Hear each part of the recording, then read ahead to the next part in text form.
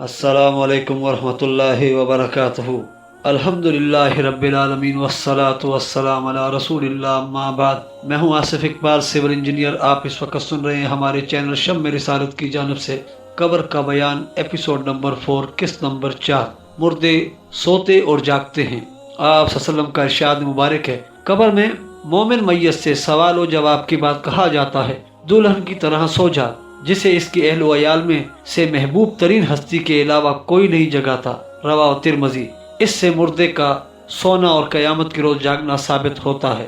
Number 8، مردے پہچانتے ہیں۔ آپ صلی اللہ علیہ وسلم کا ارشاد مبارک ہے، قبر میں مومن آدمی کے پاس ایک خوبصورت چہرے والا آدمی آتا ہے، خوبصورت کپڑے پہنے ہوئے، بہترین خوشبو لگائے ہوئے، اور مومن آدمی کو اچھے انجام کی بشارت دیتا ہے۔ مومن آدمی پوچھتا ہے، تو کون ہے؟ تیرا چہرہ کتنا خوبصورت ہے، تو خیر و برکت لے کے آیا ہے۔ وہ آدمی کہتا ہے، میں تیرے نیک اعمال ہوں۔ کافر آدمی کے پاس ایک بدصورت غلیظ کپڑوں والا بدبودار شخص آتا ہے اور کہتا ہے، تجھے برے انجام کی بشارت ہو، یہ وہ دن ہے جس کا تجھ سے وعدہ کیا گیا تھا۔ کافر کہتا ہے، تو کون ہے؟ تیرا چہرہ بڑا بدا ہے، تو برائی لے کر آیا ہے۔ وہ آدمی کہتا ہے، میں تیرے برے اعمال ہوں۔ رواہ احمد و ابی داؤد۔ ان احادیث سے مردے کا پہچاننا ثابت ہوتا ہے۔ نمبر 9، مردے چیختے اور چلاتے ہیں۔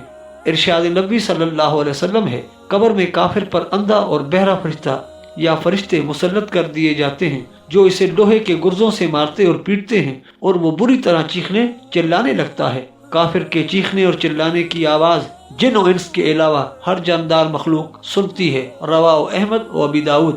نمبر 10، مردے زندہ ہیں اور کھاتے پیتے ہیں۔ ارشاد باری تعالیٰ ہے، وَلَا تَحْسَبَنَّ الَّذِينَ قُتِلُوا فِي سَبِيلِ اللَّهِ أَمْوَاتًا بَلْ أَحْيَاءٌ عِندَ رَبِّهِمْ يُرْزَقُونَ۔ اور جو لوگ اللہ کی راہ میں مارے گئے انہیں مردہ نہ سمجھو، وہ برزخ میں زندہ ہیں اور اپنے رب کے ہاں رزق دیے جاتے ہیں۔ سورہ آل عمران آیت نمبر 169۔ کتاب و سنت کے مذکورہ دلائل سے یہ بات واضح ہو رہی ہے کہ برزخ کی زندگی ایک مکمل زندگی ہے، جس میں مردہ کھاتا پیتا بھی ہے، سنتا بولتا بھی ہے، دیکھتا اور پہچانتا بھی ہے، سوچتا اور سمجھتا بھی ہے، راحت اور سرور بھی محسوس کرتا ہے۔ مردہ کافر ہو تو حسرت اور ندامت محسوس کرتا ہے، روتا پیٹتا اور چیختا چلاتا بھی ہے۔ لیکن برزخ میں مردہ کا سننا دنیا کی زندگی کے سننے سے مختلف ہے۔ برزخ میں مردے کا بولنا دنیا کی زندگی کے بولنے سے مختلف ہے۔ برزخ میں مردے کا دیکھنا اور پہچاننا دنیا کی زندگی میں دیکھنے اور پہچاننے سے مختلف ہے۔ برزخ میں مردے کا کھانا پینا دنیا کی زندگی میں کھانے پینے سے مختلف ہے۔ برزخ میں مردے کا سوچنا سمجھنا دنیا کی زندگی میں سوچنے سمجھنے سے مختلف ہے۔ برزخ میں مردے کو راحت اور خوشی محسوس کرنا دنیا کی زندگی میں راحت اور خوشی محسوس کرنے سے مختلف ہے۔ کافر مردے کا برزخ میں ندامت اور حسرت محسوس کرنا دنیا کی زندگی میں حسرت اور ندامت محسوس کرنے سے مختلف ہے۔ برزخ میں مردے کا رونا پیٹنا اور چیخنا چلانا دنیا کی زندگی میں رونے پیٹنے اور چیخنے چلانے سے مختلف ہے، جسے آج اس مادی دنیا میں ہم سمجھ نہیں سکتے۔ حقیقت یہ ہے کہ جس طرح عالم ارواح کی کیفیات کو ہمارے لیے سمجھنا مشکل ہے، یا رحم مادر میں پرورش پانے والے بچے کے لیے اس مادی دنیا کی کیفیات کا ادراک مشکل ہے، اسی طرح اس مادی دنیا میں رہتے ہوئے برزخ کی کیفیات کو سمجھنا اور ان کا ادراک کرنا ہمارے لیے ناممکن ہے۔ قرآن مجید اس موقف کے بڑے واضح اور صاف الفاظ میں تائید کرتا ہے۔ ارشاد باری تعالیٰ ہے، وَلَا تَقُولُوا لِمَن يُقْتَلُ فِي سَبِيلِ اللَّهِ أَمْوَاتٌ بَلْ أَحْيَاءٌ وَلَكِن لَا تَشْعُرُونَ۔ اور جو لوگ اللہ کی راہ میں مارے گئے انہیں مردہ نہ کہو، بلکہ وہ برزخ میں زندہ ہیں، لیکن تمہیں ان کی زندگی کا شعور نہیں ہے۔ سورہ بقرہ آیت نمبر 154۔ اللہ تعالیٰ کے اس واضح ارشاد کے باوجود جن حضرات کو اس بات پر اصرار ہے کہ وہ برزخی زندگی کا شعور رکھتے ہیں اور جانتے ہیں کہ مردے ویسا ہی سنتے ہیں جیسا دنیا کی زندگی میں سنتے تھے، مردے ویسا ہی بولتے ہیں جیسا دنیا کی زندگی میں بولتے تھے، ویسا ہی کھاتے پیتے ہیں جیسا دنیا کی زندگی میں کھاتے پیتے تھے، ان کا موقف نہ صرف یہ کہ عقلاً درست نہیں، بلکہ وہ حضرات قرآن مجید کی اس آیت کریمہ کا کھلم کھلا انکار بھی کر رہے ہیں۔ آخر میں ہم سمائے موتا کے قائلین حضرات سے یہ پوچھنا چاہیں گے کہ برزخ میں ہر مردے کا خواہ مسلمان ہو یا کافر، صالح یا غیر صالح، ولی ہو یا غیر ولی، سننا بولنا دیکھنا پہچاننا مومن ہو تو اس کا راحت اور مسرت محسوس کرنا، قیامت ہونے کی دعا مانگنا، سب کچھ ثابت ہے۔ پھر آخر کیا وجہ ہے کہ صرف اولیاء کے سننے کو ہی ہمیشہ زیر بحث لایا جاتا ہے، غیر اولیاء کا سننا کبھی زیر بحث نہیں لایا جاتا؟ حتیٰ کہ اولیاء کا بولنا دیکھنا پہچاننا، مسرت اور راحت محسوس کرنا، کھانا پینا اور دیگر افعال کبھی زیر بحث نہیں لائے جاتے۔ اس کی کیا وجہ ہے؟ وجہ صاف ظاہر ہے کہ اولیاء اور صلحاء کے برزخ میں سننے کو ہی بنیاد بنا کر ان کے مزاروں پر حاضری دینے، مرادیں مانگنے، حاجات طلب کرنے، مصیبت اور مشکل میں انہیں پکارنے اور ان سے گناہ بخشوانے کا عقیدہ قائم ہوتا ہے، اور پھر اسی عقیدے کی بنیاد پر لوگوں سے چڑھاوے اور نذرانے وصول کیے جاتے ہیں۔ اگر لوگوں کو یہ صاف صاف بتا دیا جائے کہ مردے صرف برزخ میں سنتے ہی نہیں، بولتے بھی ہیں، دیکھتے بھی ہیں، پہچانتے بھی ہیں، کھاتے پیتے بھی ہیں، راحت اور خوشی بھی محسوس کرتے ہیں، لیکن یہ سب کچھ اس دنیا کی زندگی جیسا نہیں بلکہ اس سے بالکل مختلف ہے، تو اس کا نتیجہ یہی نکلے گا کہ دین میں خانقاہی کا سارا کاروبار ختم ہو جائے گا، مزاروں کی رونقیں اور محفلیں ویران ہو جائیں گی، درگاہوں کے بھاری حکومتی وظائف، گرانٹیں اور ٹھیکے ختم ہو جائیں گے، سجادہ نشین، گدی نشین، مخدوم، درویش، مجاور عام انسانوں کی طرح پیٹ پالنے کے لیے محنت مزدوری کرنے پر مجبور ہو جائیں گے۔ یہ مشقت اور مصیبت آخر کون مول لے؟ شہداء کی برزخی زندگی۔ قرآن مجید میں اللہ رب العزت نے 2 جگہ پر شہداء کو زندہ بل احیاء کہا ہے اور ساتھ ہی انہیں مردہ کہنے سے منع فرمایا گیا ہے۔ یہ دونوں آیات قائلین سماع موتیٰ کے نزدیک شہداء اور پھر اس کے ساتھ دیگر اولیاء اور صلحاء کا اپنی قبروں میں زندہ ہونے کا بہت بڑا ثبوت ہے۔ امام اہل سنت اعلیٰ حضرت احمد رضا خان بریلوی نے اپنی کتاب میں درج ذیل واقعہ نقل کیا ہے۔ 2 بھائی اللہ کے راستے میں شہید ہو گئے۔ ان کا تیسرا بھائی بھی تھا جو زندہ تھا۔ جب اس کی شادی کا دن آیا تو دونوں شہید بھائی اس کی شادی میں شرکت کے لیے تشریف لائے۔ تیسرا بھائی بہت حیران ہوا اور کہنے لگا کہ تم تو مر چکے تھے۔ انہوں نے فرمایا اللہ تعالیٰ نے ہمیں تمہاری شادی میں شرکت کے لیے بھیجا ہے۔ چنانچہ ان دونوں بھائیوں نے اپنے تیسرے بھائی کا نکاح پڑھا اور واپس عالم برزخ میں چلے گئے۔ شہداء، اولیاء، صلحاء کو اپنی قبروں میں زندہ ثابت کرنے کے بعد ان سے حاجات طلب کرنا، مرادیں مانگنا، مشکل اور مصیبت میں انہیں پکارنا، ان کے نام کی نظر و نیاز دینا، ان کے مزاروں پر چڑھاوے چڑھانا اور عرس لگانا سب کچھ جائز اور صحیح ثابت ہو جاتا ہے۔ یہاں بھی قائلین سماع موتیٰ کو وہی غلط فہمی ہوئی ہے جس کا ذکر اس سے پہلے ہم گزشتہ صفحات میں کر آئے ہیں کہ انہوں نے شہداء کی برزخی زندگی کو دنیا کی زندگی جیسا سمجھ لیا، برزخ میں ان کے کھانے پینے کو دنیا کے کھانے پینے جیسا سمجھ لیا، ان کے برزخ میں سننے اور بولنے کو دنیا میں سننے اور بولنے جیسا سمجھ لیا۔ اس بات کی وضاحت ہم پہلے کر چکے ہیں کہ برزخ کی زندگی ایک مکمل زندگی ہے جس میں مردوں کا کھانا پینا، بولنا، سننا، دیکھنا، پہچاننا، سوچنا، خوش ہونا سب کچھ ثابت ہے، لیکن یہ سب دنیا کے کھانے پینے، بولنے، سننے، دیکھنے، پہچاننے، سوچنے، خوش ہونے سے مختلف ہے۔ تاہم مذکورہ دونوں آیات کے شان نزول سے بھی اصل حقیقت کو سمجھنے میں بہت مدد ملے گی، لہٰذا ہم یہاں دونوں مذکورہ آیات کا شان نزول بیان کرنا چاہیں گے۔ سورہ بقرہ کی آیت یہ ہے وَلَا تَقُولُوا لِمَن يُقْتَلُ فِي سَبِيلِ اللَّهِ أَمْوَاتٌ بَلْ أَحْيَاءٌ وَلَكِنْ لَا تَشْعُرُونَ۔ سورہ بقرہ آیت نمبر 154۔ اور جو لوگ اللہ کی راہ میں مارے جائیں انہیں مردہ نہ کہو بلکہ وہ زندہ ہیں، لیکن تمہیں ان کی برزخی زندگی کا شعور نہیں۔ سورہ بقرہ کی اس آیت میں شہداء کو زندہ کہنے کا شان نزول یہ ہے کہ جنگ بدر میں شہید ہونے والے صحابہ کرام رضی اللہ تعالیٰ عنہم اجمعین کے بارے میں کفار نے یہ کہا کہ فلاں فلاں مر گیا ہے اور زندگی کے عیش و آرام سے محروم ہو گیا ہے، جس کے جواب میں اللہ تعالیٰ نے یہ آیت نازل فرمائی شہیدوں کو مردہ نہ کہو بلکہ وہ زندہ ہیں۔ رسول اکرم صلی اللہ علیہ وسلم سے اس آیت کا مطلب دریافت کیا گیا تو آپ صلی اللہ علیہ وسلم نے ارشاد فرمایا شہداء کی روحیں سبز پرندوں کی شکل میں ایسی کندیلوں میں رہتی ہیں جو عرش الہی سے لٹکی ہوئی ہیں، جب چاہتی ہیں جنت میں سیر کے لیے چلی جاتی ہیں، پھر ان کندیلوں میں واپس آ جاتی ہیں۔ ایک بار ان کے رب نے ان کی طرف توجہ فرمائی اور پوچھا تمہاری کوئی خواہش ہے؟ شہداء کی ارواح نے جواب دیا ہم جہاں چاہیں جنت کی سیر کرتی ہیں، ہمیں اور کیا چاہیے؟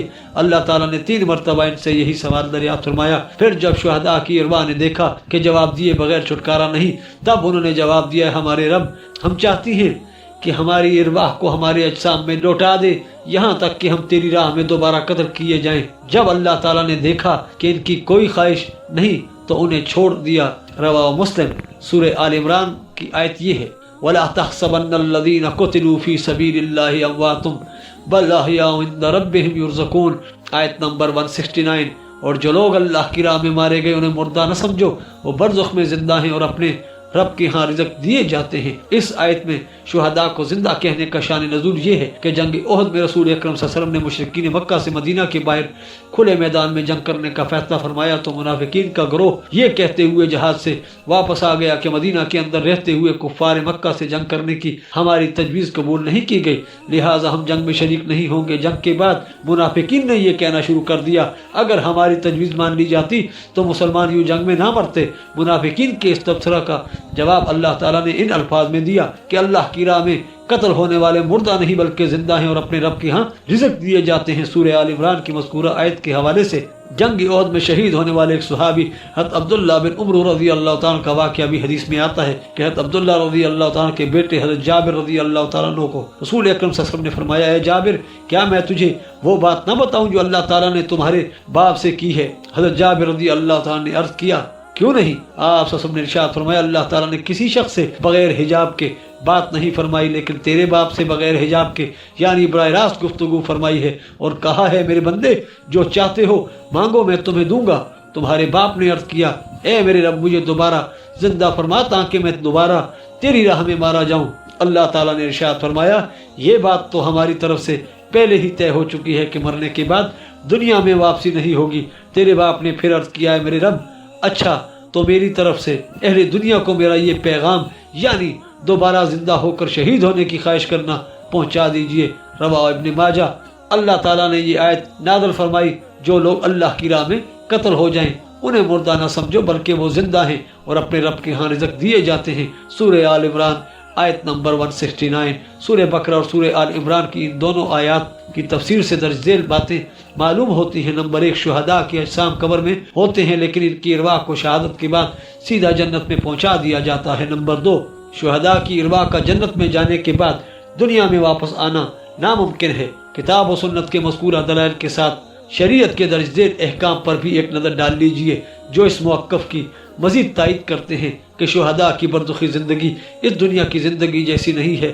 نمبر 1 شہداء اولیاء اور صلحاء کے مرنے کے بعد ان کی بیواؤں کو اسی طرح دوسرا نکاح کرنے کی اجازت ہے جس طرح عام مسلمانوں کے مرنے کے بعد ان کی بیواؤں کو دوسرا نکاح کرنے کی اجازت ہے۔ اگر شہداء اولیاء اور صلحاء زندہ ہیں تو ان کی بیواؤں کو دوسرے نکاح کرنے کی اجازت کیوں دی گئی ہے؟ دوسرا نکاح کرنے کی اجازت کیوں دی گئی ہے؟ شہداء اولیاء اور صلحاء کے مرنے کے بعد ان کی میراث بھی اس طرح تقسیم کی جاتی ہے جس طرح عام مسلمانوں کے مرنے کے بعد ان کی میراث تقسیم کی جاتی ہے۔ اگر شہداء اولیاء اور صلحاء زندہ ہیں تو ان کی میراث تقسیم کرنے کا حکم کیوں دیا گیا ہے؟ نمبر 3 شہداء اولیاء صلحاء کو مرنے کے بعد ان کے لیے اسی طرح نماز جنازہ میں دعائے مغفرت کی جاتی ہے جس طرح عام مسلمانوں کے مرنے کے بعد ان کی نماز جنازہ میں دعائے مغفرت کی جاتی ہے۔ نمبر 4 شہداء اولیاء اور صلحاء کو مرنے کے بعد اسی طرح قبر میں دفن کیا جاتا ہے جس طرح عام مسلمانوں کو مرنے کے بعد قبر میں دفن کیا جاتا ہے۔ اگر شہداء اولیاء اور صلحاء مرنے کے بعد اسی دنیا جیسی زندگی کی طرح ہی زندہ ہیں تو پھر انہیں دفن کرنے کا حکم کیوں دیا گیا؟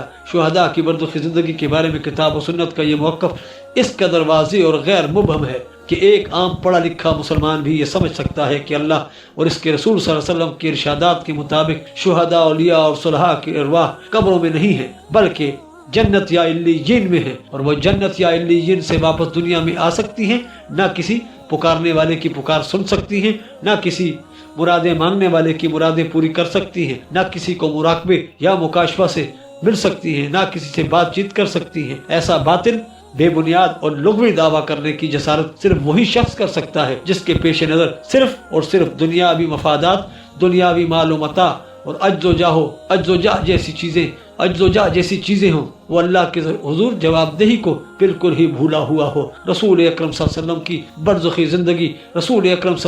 برزخی زندگی کے بارے میں مسلمانوں میں 2 گروہ پائے جاتے ہیں۔ ایک گروہ کے نزدیک رسول اکرم صلی اللہ علیہ وسلم اپنی قبر میں اسی طرح زندہ ہیں جس طرح اس دنیا میں زندہ تھے۔ دوسرے گروہ کا عقیدہ یہ ہے کہ رسول اکرم صلی اللہ علیہ وسلم پر اسی طرح موت واقع ہوئی جس طرح دوسرے انسانوں پر واقع ہوتی ہے، لہٰذا اب وہ زندہ نہیں بلکہ فوت ہو چکے ہیں۔ اول ذکر گروہ کے عقائد کی چند جھلکیاں ملاحظہ ہوں۔ نمبر 1 انبیاء کرام علیہ السلام کی حیات برزخی حقیقی حصی و دنیاوی ہے۔ ان پر تصدیق و وعدہ اہلیہ کے لیے محض ایک آن کی آن موت طاری ہوتی ہے، پھر فوراً ان کو ویسے ہی حیات عطا فرما دی جاتی ہے۔ نمبر 2 हुजूर अकरम सल्लल्लाहु अलैहि वसल्लम की जिंदगी और वफात में कोई फर्क नहीं। अपनी उम्मत को देखते हैं और इनके हालात कयात इरादे और दिल की बातों को जानते हैं। नंबर 3, अम्बिया कराम की कुबूर मुताहरा में अज़वाज मुताहरात पेश की जाती हैं और वो इनसे शब्बाशी फरमाते हैं। नंबर 4, इमाम मुकुतब सैयदना अहमद रफ़ाई रज़ी अल्लाह ताला रसूल अकरम सल्लल्लाहु अलैहि वसल्लम के रोज़ा अक़दस के सामने खड़े हुए और अर्ज़ की दस्ते मुबारक अता हो कि मेरे लब इससे बहरा पाएं। चुनांचे नबी करीम सल्लल्लाहु अलैहि वसल्लम का दस्ते मुबारक रोज़ा शरीफ में ज़ाहिर हुआ और इमाम रफ़ाई ने इस पर बोसा दिया। नंबर 5, ये 6:30 बजे शाम का वक्त था कि बारगाह नबूवत सजी थी। मुझे तकरीबन 25 साल हुए हैं कि मैं बारगाह नबूवत की हाज़िरी से मुशर्रफ शेखैन करीमैन अमीर अल-मोमिनीन सैयदना हज़रत अबू बकर सिद्दीक़ रज़ी अल्लाह ताला अन्हु और सैयदना हज़रत उमर फारूक रज़ी अल्लाह ताला अन्हु को बहुत ज्यादा मुतवज्जो पाया। खुसूसी एहतमाम में हज़रत जी मौलाना अल्लाह यार खान को घेरा पाया। मैं बेनवा हम रकाब था। बहुत शानदार और अजीब तरह का लिबास हज़रत के ज़ेब तन था। सर पर ताज जगमगा रहा था। खुसूसी नशिस्त बनी थी। नबी रहमत तबस्सुम कना अब्र रहमत बरसा रहे थे और मैं सोच रहा था कि इज्जत अफजाई जो एक बिल्कुल अनोखी तर्ज पर है, गालिबन हज़रत जी कोई बहुत ही खास मनसब अता हो रहा था। हज़रत जी को कोई बहुत ही खास मनसब अता हो रहा था। ये कैफियत 6:30 बजे से 7:45 बजे तक रही। नंबर 6, मेरी बैत बातिन बिला वास्ता खुद रसूल अकरम सल्लल्लाहु अलैहि वसल्लम से इस तरह हुई कि मैंने देखा हुजूर सल्लल्लाहु अलैहि वसल्लम एक बुलंद जगह पर रौनक अफरोज हैं और सैयद अहमद शहीद का हाथ आप सल्लल्लाहु अलैहि वसल्लम के दस्ते मुबारक में है और मैं भी इसी मकान में बवजह अदब दूर खड़ा हूँ। हजरत सैयद ने मेरा हाथ पकड़कर हुजूर सल्लल्लाहु अलैहि वसल्लम के हाथ में दे दिया। नंबर 7, हजरत जी मौलाना अल्लाह यार खान आम मजलिस में जिक्र फरमाया करते थे कि मुझे हुजूर ने मुंडी हुई दाढ़ी वाले किसी शख्स को दरबार नबी में साथ आने से मना फरमाया है। हालांकि हजरत जी भी बिला इरादा ये नहीं करते थे, मगर इसके बाद तो ये हाल हो गया कि दरबार नबी की हाजिरी के वक्त खास ख्याल रखा जाता था कि कोई ऐसा साथी ना साथ चला जाए जिसकी दाढ़ी मुंडी हुई हो। हयात नबी सल्लल्लाहु अलैहि वसल्लम का अकीदा रखने वाले हजरात की दुआवी की ये चंद मिसालें हैं जो हमने यहाँ नकल की हैं। किताब और सुन्नत की रोशनी में तज्जिया करें कि ये अकायद दुरुस्त हैं या गलत। मलफूजा नंबर 1, हवाला मलफूजात अज अहमद रजा खान बरेलवी हिस्सा सोम सफ़ा नंबर 276। नंबर 2, खालिसुल एतकाद सफ़ा नंबर 339। नंबर 3, मलफूजात अज अहमद रजा खान बरेलवी हिस्सा सोम सफ़ा नंबर 276। नंबर 4, मजमुआ रसाइल अज अहमद रजा खान बरेलवी जल्द अव्वल सफ़ा नंबर 173। नंबर 5, इरशाद सालिकीन हिस्सा अव्वल अज हज़रत मौलाना मोहम्मद अकरम सफ़ा नंबर 19। आप सल्लल्लाहु अलैहि वसल्लम की वफ़ात मुबारक के बारे में किताब और सुन्नत के हक़ाइक़ दर्ज झेल हैं। नंबर 1, सूरह ज़ुमर में इरशाद मुबारक है, इन्नका मय्यतुन व इन्नहुम मय्यतून, आयत नंबर 30। ए मोहम्मद सल्लल्लाहु अलैहि वसल्लम, बेशक तुम भी मरने वाले हो और ये भी मरने वाले हैं।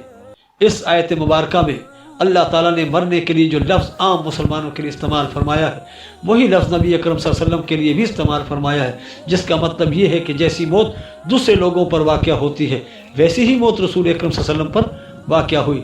नंबर 2, सूरह अल-अंबिया इरशाद बारी ताला है, आयत नंबर 34, तुमसे पहले भी हमने किसी बशर को हमेशा की ज़िंदगी नहीं दी, क्या तुम मर जाओगे तो ये हमेशा जिंदा रहेंगे। इस आयत करीमा में अल्लाह ताला ने 2 बातें वाज़ेह फरमाई हैं। पहली ये कि आप सल्लल्लाहु अलैहि वसल्लम से पहले जो अंबिया कराम गुजर चुके हैं इन पर भी मौत आई। दूसरी ये कि तुम पर भी मौत आने वाली है। अब्दी ज़िंदगी न हमने तुमसे पहले किसी अब्दी ज़िंदगी न हमने तुमसे पहले अंबिया को दी, न तुम्हें देंगे। जंग ओहद में आप सल्लल्लाहु अलैहि वसल्लम की शहादत की खबर फैल गई तो सहाबा इकराम रज़ी अल्लाह तआला अन्हुम अजमईन ने मैदान जंग में मायूस होकर बैठ गए, जिस पर अल्लाह करीम ने ये आयत नाज़िल फरमाई, आफाइम माता औ कुतिलन कलिब्तुम अला अकाबिकुम, आयत नंबर 144। क्या अगर मोहम्मद तभी मौत मर जाएं या मैदान जंग में कत्ल कर दिए जाएं तो तुम लोग उल्टे पांव फिर जाओगे। सूरह आल इमरान आयत नंबर 144। अगर चंद लम्हे वफात के बाद फिर नबी करीम सल्लल्लाहु अलैहि वसल्लम को वही दुनिया वाली जिंदगी मिलने वाली थी तो इरशाद इलाही यूं होना चाहिए था कि फिक्र न करो, मरने या कत्ल होने के बावजूद मोहम्मद सल्लल्लाहु अलैहि वसल्लम तुम्हारे दरमियान मौजूद रहेंगे, तुम्हें मायूस होने की ज़रूरत नहीं। लेकिन ऐसा नहीं फरमाया गया। नंबर 4, सूरह आल इमरान की आयत में अल्लाह पाक ने पहले अंबिया का हवाला देते हुए इरशाद फरमाया, उन्हें भी मौत आई लिहाजा तुम्हें भी आएगी। पहले अंबिया में से دو کی موت کا واقعہ خود قرآن مجید میں بیان فرمایا گیا ہے جو صراحتاً انبیاء کی وفات کی تصدیق کرتا ہے۔ سورہ سبا میں حضرت سلیمان علیہ السلام کے بارے میں اللہ تعالیٰ فرماتے ہیں وہ لاٹھی کے سہارے کھڑے تھے کہ انہیں موت آ گئی، اور وہ جنات جنہیں علم الغیب کا دعویٰ تھا یا جن کے بارے میں لوگوں کو گمان تھا کہ انہیں علم غیب ہے، کو لمبی مدت تک یہ معلوم ہی نہ ہو سکا کہ حضرت سلیمان علیہ السلام فوت ہو چکے ہیں۔ ارشاد باری تعالیٰ فلما قضینا علیہ الموت ما دلهم على موته الا دابه الارض تاكل من ساعته فلما خر تبینات الجن ان لو كانوا يعلمون الغیب ما لبثوا في العذاب المہین۔ پس جب ہم نے سلیمان پر موت کا حکم بھیجا تو جنات کو اس کی موت کا پتہ دینے والی چیز اس گھن کے سوا کوئی نہ تھی جو اس کی عصا کو کھا رہا تھا۔ پھر جب سلیمان گر پڑا تو جنوں پر یہ بات کھل گئی کہ اگر وہ غیب جاننے والے ہوتے تو اس ذلت آمیز عذاب میں مبتلا نہ رہتے۔ سورہ سبا آیت نمبر 14۔ بعض اہل علم کے نزدیک حضرت سلیمان علیہ السلام کی موت کے بعد گھن کو عصا کھانے میں 1 سال کا عرصہ لگا، اسے 6 ماہ بھی شمار کریں، تب بھی انبیاء کرام پر لمحہ بھر کے لیے موت آنے اور پھر دنیاوی زندگی دیے جانے کا دعویٰ تو غلط ثابت کرنے کے لیے یہ عرصہ کافی ہے۔ فرمان الہی کے مطابق حضرت سلیمان علیہ السلام کے بعد جب تک کھڑے رہے، وفات کے بعد جب تک کھڑے رہے اپنے عصا کے سہارے کھڑے رہے۔ اگر وہ زندہ نہ تھے تو عصا کے سہارے کی کیا ضرورت تھی؟ جب عصا کو گھن نے ختم کر دیا تو حضرت سلیمان علیہ السلام نیچے گر گئے، اگر وہ زندہ تھے تو نیچے کیوں گرے؟ سورہ بقرہ میں اللہ تعالیٰ نے حضرت یعقوب علیہ السلام کی موت کا ذکر کرتے ہوئے ارشاد فرمایا ہے جب ان کی موت کا وقت قریب آیا تو اپنے بیٹوں کو بلایا اور پوچھا ما تعبدون من بعدی، میرے بعد تم کس کی عبادت کرو گے؟ بیٹوں نے جواب دیا نعبد الہک و الہ آبائک ابراہیم و اسماعیل و اسحاق الہ واحدا، ہم اسی ایک الہ کی بندگی کریں گے جو آپ کا اور آپ کے آباء و اجداد ابراہیم و اسماعیل اور اسحاق علیہ السلام کا الہ ہے۔ سورہ بقرہ آیت نمبر 133۔ اگر انبیاء علیہ السلام لمحہ بھر کی موت کے بعد دوبارہ حیات دنیاوی کے ساتھ زندہ کر دیے جاتے ہیں تو پھر حضرت یعقوب علیہ السلام اپنی وفات کے بعد اولاد کے بارے میں فکر مند کیوں ہوئے اور ان سے یہ سوال پوچھنے کی ضرورت کیوں محسوس فرمائی کہ میرے بعد تم کس کی بندگی کرو گے؟ اگر انبیاء علیہ السلام مرنے کے بعد زندہ ہوتے ہیں تو پھر بیٹوں کو جواب تو یہ دینا چاہیے تھا کہ ابا جان آپ ہمارے بارے میں فکر مند کیوں ہیں؟ ابا جان آپ ہمارے بارے میں فکر مند کیوں ہیں؟ آپ دوبارہ حیات دنیاوی کے ساتھ واپس آنے ہی والے ہیں، آ کر دیکھ ہی لیں گے کہ ہم کس کی بندگی کر رہے ہیں۔ معلوم ہوتا ہے نہ باپ کا یہ عقیدہ تھا نہ بیٹوں کا کہ مرنے کے بعد انبیاء دوبارہ دنیاوی زندگی دیے جاتے ہیں، بلکہ ان کا ایمان اسی موت پر تھا جو پہلے انبیاء کرام علیہ السلام پر آئی، جس کے بعد اس دنیاوی زندگی کے ساتھ کبھی کوئی واپس نہیں آتا۔ نمبر 5، حضرت جبیر بن مطعم رضی اللہ تعالیٰ عنہ راوی ہے کہ ایک عورت رسول اکرم صلی اللہ علیہ وسلم کی خدمت میں حاضر ہوئی اور کچھ بات کہی، آپ صلی اللہ علیہ وسلم نے اسے دوبارہ کسی وقت آنے کا حکم دیا۔ عورت نے عرض کیا یا رسول اللہ صلی اللہ علیہ وسلم اگر میں آؤں تو آپ موجود نہ ہوں؟ راوی کہتے ہیں گویا اس عورت کا ارشاد آپ صلی اللہ علیہ وسلم کی موت کی طرف تھا۔ آپ صلی اللہ علیہ وسلم نے ارشاد فرمایا اگر مجھے نہ پاؤ تو ابوبکر صدیق رضی اللہ تعالیٰ عنہ سے بات کر لینا، رواہ بخاری و مسلم۔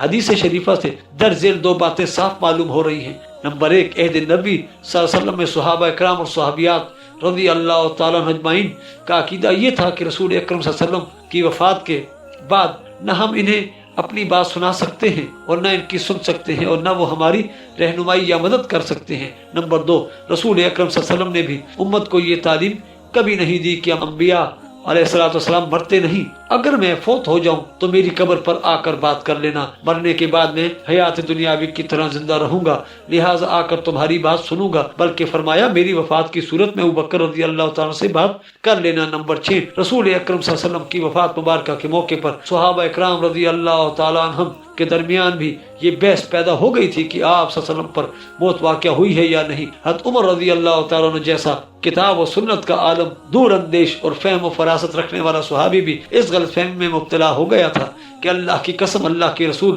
صلی اللہ علیہ وآلہ وسلم فوت نہیں ہوئے اور نہ ہی انہیں موت آئے گی، حتیٰ کہ آپ صلی اللہ علیہ وسلم منافقوں کا کلا کما کر دیں گے۔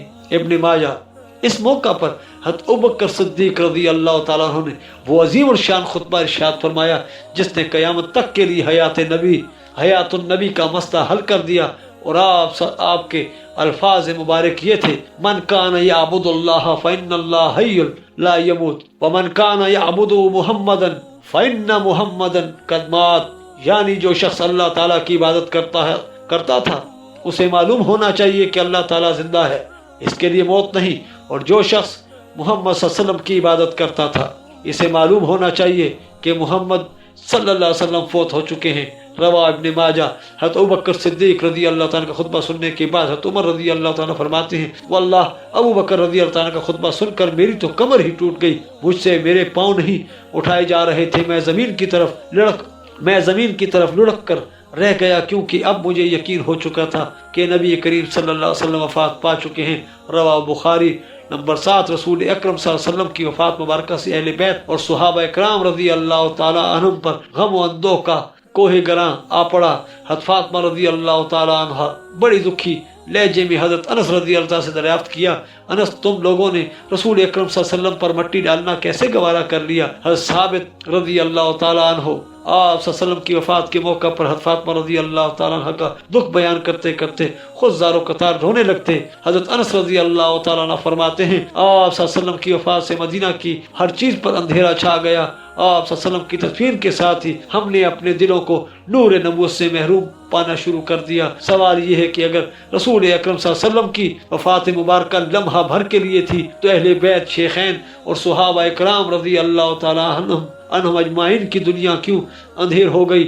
اہنی اعصاب کے مالک حضرت عمر رضی اللہ تعالیٰ عنہ کی کمر کیوں ٹوٹ گئی؟ قرآن و حدیث کے مذکورہ دلائل سے ہٹ کر آئیے ایک اور پہلو سے اس مسئلہ کا جائزہ لیں۔ آپ صلی اللہ علیہ وسلم کی وفات مبارکہ کے بعد ثقیفہ بنی سعدہ میں خلافت کے بارے میں جھگڑا ہو رہا۔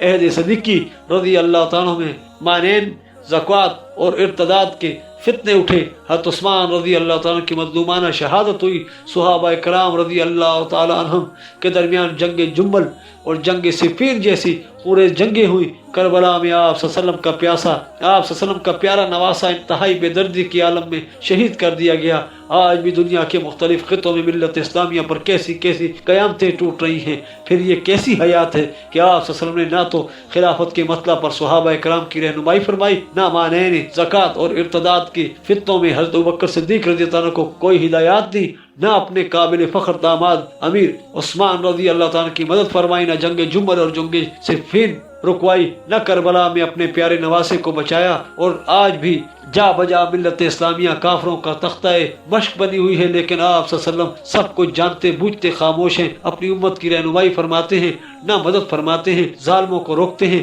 نہ ان کے خلاف کوئی حکم صادر فرماتے ہیں، جبکہ دوسری طرف اولیاء کرام اور صوفیاء و اعظام کے ساتھ مخلصین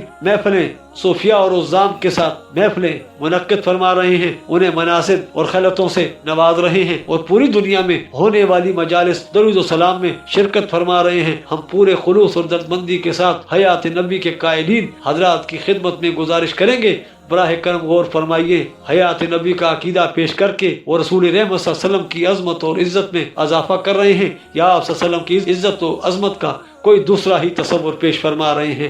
حقیقت یہ ہے کہ آپ صلی اللہ علیہ وسلم کی بردخی زندگی کے بارے میں جو بات کتاب و سنت سے ثابت ہے وہ یہ ہے کہ آپ صلی اللہ علیہ وسلم کی بردخی زندگی دیگر تمام انبیاء، شہداء اور اولیاء سے بڑھ کر اعلیٰ، افضل اور اکمل ہے، جو نہ اس دنیا کی زندگی جیسی ہے نہ آخرت کی زندگی جیسی ہے، بلکہ اس کی اصل کیفیت صرف اللہ تعالیٰ ہی جانتے ہیں۔ آپ صلی اللہ علیہ وسلم کا جسد اطہر مدینہ منورہ کی قبر مبارک میں اسی طرح تر و تازہ موجود ہے جس طرح آج سے 1400 سال قبل تدفین کے وقت تھا، اور قیامت تک اسی طرح تر و تازہ، مکمل اور بے داغ رہے گا۔ اور آپ صلی اللہ علیہ وسلم کی روح مبارک جنت الفردوس کی اعلیٰ ترین مقام پر عرش الہی کے قریب موجود ہے۔ اللہ تعالیٰ جو چاہتا ہے انہیں کھلاتا اور پلاتا ہے، واللہ عالم بالصواب۔ اس کے ساتھ ہی ہماری آج کی ایپیسوڈ اختتام پذیر ہوتی ہے۔ ملتے ہیں انشاءاللہ نیکسٹ ایپیسوڈ میں اسی موضوع کو کنٹینیو کرتے ہوئے، تب تک کے لیے اجازت۔ آپ ہمارے چینل کو سبسکرائب کیجئے، ویڈیو کو لائک کیجئے، کمنٹس میں اپنی قیمتی آراء سے آگاہ کیجئے۔ اللہ حافظ۔